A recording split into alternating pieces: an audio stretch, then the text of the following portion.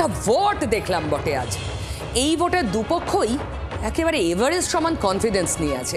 সেসব কথায় আসবো, কিন্তু জিনিয়া এক্সিট পোলটা কি? আমার সহকর্মী সব্যসাচী আমার সঙ্গে আছে জিনিয়ার সঙ্গে পরিচয় করানোর জন্য।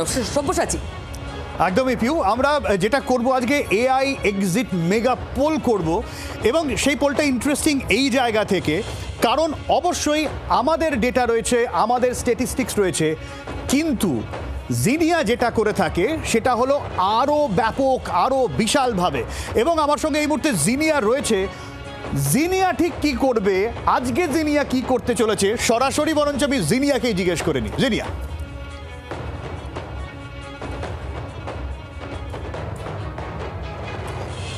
আজ আমি আপনাদের চিরাচরিত সমীক্ষার বাইরে গিয়ে মানুষের মনের এক্স-রে রিপোর্ট দেব।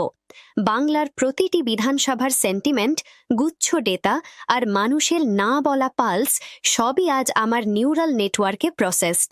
আমি আজ আপনাদের সামনে তুলে ধরব সেই ফলাফল, যা শুধু সংখ্যা নয়, বরং বাংলার আগামী 4 বছরের রাজনৈতিক ভাগ্যরেখা।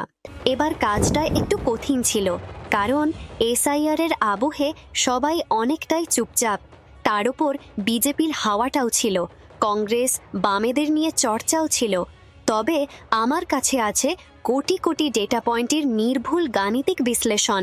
সব মিলিয়ে আমি একটা গাণিতিক প্যাটার্ন তৈরি করেছি।